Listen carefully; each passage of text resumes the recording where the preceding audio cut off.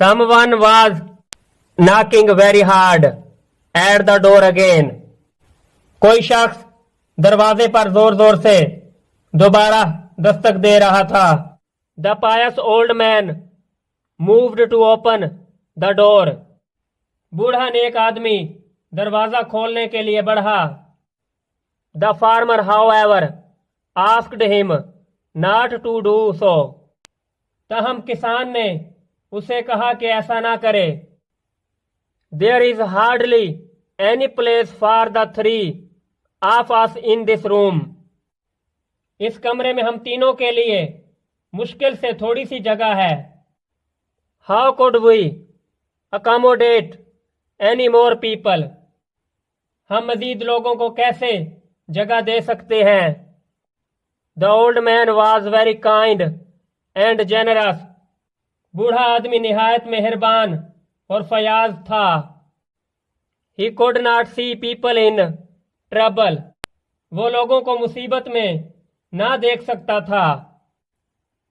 He was always ready to share whatever he had with others. उसके पास जो कुछ होता वो दूसरे लोगों को उसमें शरीक करने के लिए हमेशा तैयार रहता था. He said to the farmer, the weather was bad outside.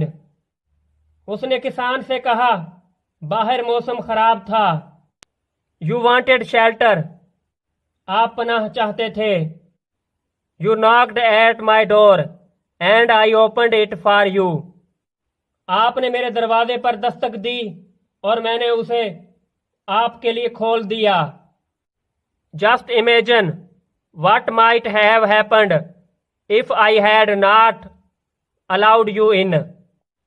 जरा तसव्वुर कीजिए अगर मैं आपको अंदर आने की इजाजत ना देता तो आपके साथ क्या होता. The knocking at the door was still going on.